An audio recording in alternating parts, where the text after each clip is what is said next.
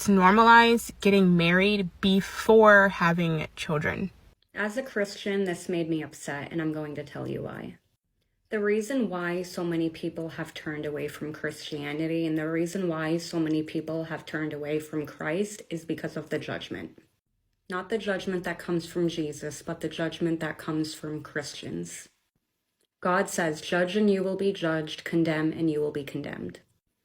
The first and second greatest commandments are love God with all your mind, body, and your soul, and the second is to love your neighbor as you love yourself.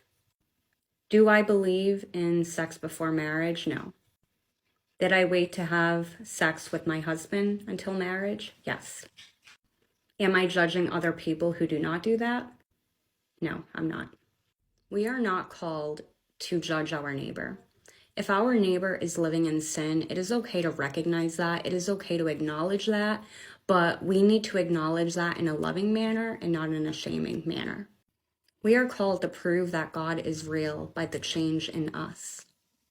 We are to prove that God is real by loving people and loving them and hopefully loving them out of their sin, not guilting them or shaming them or making them feel like what they're doing is wrong.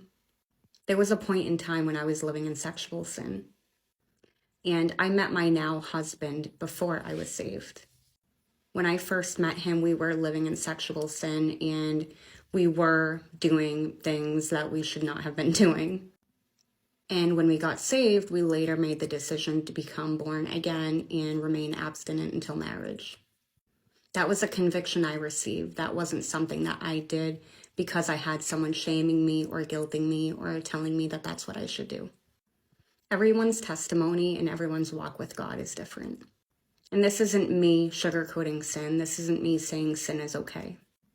Sex before marriage is a sin, but I am not God, and it is not my place to judge you.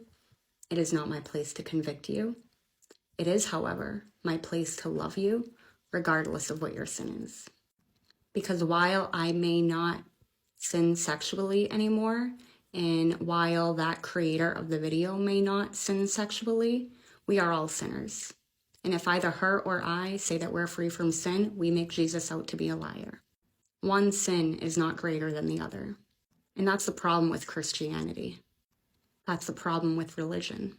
We emphasize how bad the LGBTQ community is. We emphasize how bad sex before marriage is, as if it's worse than any other sin that we're committing.